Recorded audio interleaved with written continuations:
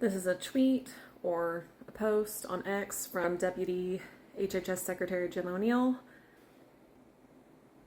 I have no words, so I'm going to let Dr. Paul Offit do the talking for me. Hi, my name is Paul Offit. I just became aware of a post by Deputy Secretary Jim O'Neill from the Department of Health and Human Services, where he said, "Thank you, President of the United States, for your leadership. I call on vaccine manufacturers to develop safe monovalent vaccines to replace the combination measles, mumps, rubella vaccine and, quote, break up the MMR shot into 3 totally separate shots," end quote. So why do that? In 1998, Andrew Wakefield published a paper in Lancet claiming that the measles, mumps, rubella vaccine caused autism.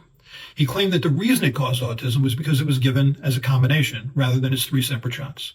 Now, over time, there have been 24 separate studies, retrospective studies, looking at children who received the MMR vaccine, compared them to children who didn't receive the MMR vaccine, and found that your chance of getting autism was the same in both groups. So there was no reason to believe that the measles, mumps, rubella vaccine caused autism. Therefore, there was no reason to believe that separating the vaccine into its 3 component parts will lessen the risk of autism.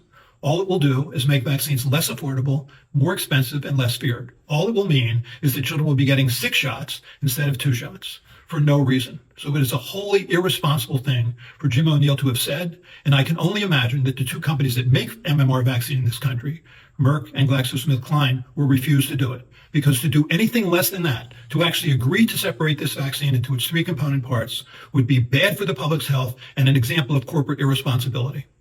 Thank you.